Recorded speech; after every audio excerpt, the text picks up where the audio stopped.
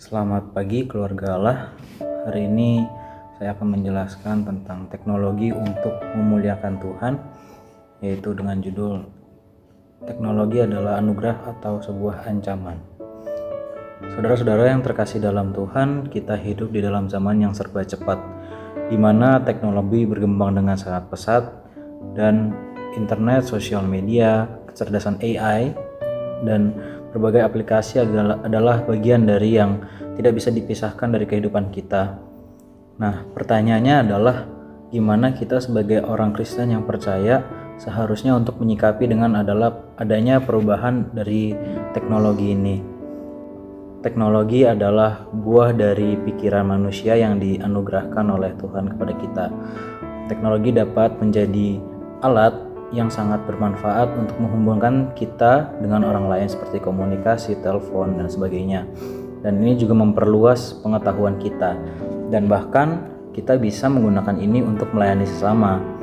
Tapi semuanya itu pada dunia ini dan termasuk teknologi juga pun mempunyai dampak positif dan negatifnya. Nah, salah satu dari dampak positifnya adalah ini memudahkan kita untuk berkomunikasi dan juga memudahkan kita untuk mengakses beragam informasi yang ada di dunia ini. Dan ini bisa sebagai menjadi media untuk pembelajaran jarak jauh untuk siswa dan bisa menjadi media untuk pelayanan bagi orang yang tidak bisa bergereja. Namun di sisi lain ini juga memiliki dampak negatif seperti kecanduan, lalu kita termakan dengan media atau berita yang tidak benar, dan privasi kita terhadap teknologi bisa terancam, dan juga godaan-godaan yang kita terima untuk melakukan hal yang tidak baik dan tidak sesuai dengan nilai-nilai Kristen. Untuk memanfaatkan teknologi ini sebagai sarana untuk memuliakan Tuhan, kita dapat menggunakan teknologi ini untuk menghubungkan diri dengan komunitas iman, seperti kita melakukan ibadah online pada hari Minggu bila jarak jauh, lalu kita diskusi melalui Zoom, ataupun kita bisa pelayanan secara virtual, yaitu kalau di gereja bisa dibilang PD atau PA secara Zoom. Namun kita harus berpikir kritis terhadap apapun informasi yang diterima dari siapapun itu, dan pembelajarannya kita jangan mudah percaya terhadap berita hoax ataupun informasi yang tidak jelas sumbernya dari mana. Lalu gunakan media sosial juga sebagai hal yang baik dan inspirasi, seperti kita membagikan ayat-ayat firman Tuhan, lalu kita membuat renungan ataupun kesaksian yang membangun iman kita. Lalu kita juga bisa menjaga atau membatasi antara dunia offline ataupun online. Dengan ini kita bisa berinteraksi secara langsung offline dengan secara fisik langsung dengan manusia, ataupun secara virtual juga bisa.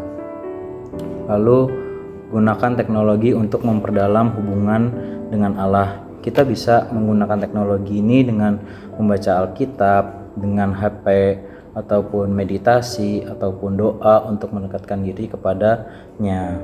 Lalu dampak-dampak negatif yang perlu kita waspadai dengan ada teknologi ini adalah gunakan teknologi ini dengan secara hati-hati, dan juga kita harus terus percaya kepadanya.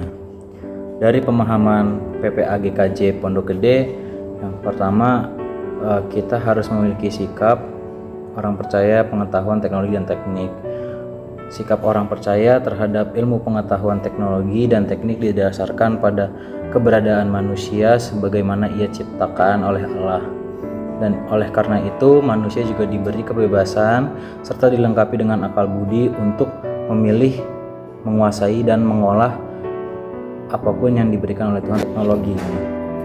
Yang kedua, sejak cara orang percaya menggunakan ilmu pengetahuan teknologi dan teknik, sejak awal meskipun sangat sederhana, manusia telah mengusahakan pengetahuan tentang segala sesuatu mengenai manusia sendiri dan mengenai alam. Itu terdapat dalam Kejadian 1 ayat 28 sampai 30. Ilmu pengetahuan itu dibutuhkan manusia dalam bersikap terhadap alam, sehingga lahirlah rupa-rupa teknologi dan teknik. Iman dan juga akal budi adalah alat perlengkapan yang diberikan oleh Sang Khalik kepada manusia. Keduanya berasal dari penciptaan pada Kejadian 1 ayat 26 dan 27, dan masing-masing mempunyai fungsi sendirinya. Meskipun iman dan akal budi adalah perlengkapan yang diberikan dan saling berbeda, tapi sama-sama dibutuhkan oleh manusia untuk membuat kehidupannya bermartabat manusia. Tetapi manusia memiliki cedera manusiawi, maka tidak mampu memfungsikan akal budi dan iman secara menunjang. Ada kalanya iman mutlakkan dan menyisihkan akal budi, ataupun sebaliknya. Di dalam kondisi dosa, manusia bergumul dan memfungsikan akal. Dalam hal ini kita mempunyai tumpuan harapan, yaitu pertolongan budi dan imannya dalam pergumulan yang tidak pernah selesai. Contohnya adalah misalnya kita memanfaatkan fitur live streaming di media sosial untuk mengadakan ibadah bersama ataupun kelompok doa. Ini adalah salah satu cara yang sangat menginspiratif dengan menggunakan teknologi untuk melayani Tuhan. Lalu kita juga bisa menggunakan Zoom untuk bersekutu bersama ataupun berdoa bersama. Itu juga bisa dilakukan sebagai upaya kita untuk bersifat kritis dalam menggunakan teknologi. Saudara-saudara yang saya kasihi dalam Tuhan, teknologi adalah alat, yang terpenting adalah bagaimana kita menggunakannya. Marilah kita menggunakannya teknologi ini dengan bijaksana, sehingga kita dapat memuliakan nama Tuhan dalam segala hal yang kita lakukan. Amin. Terima kasih.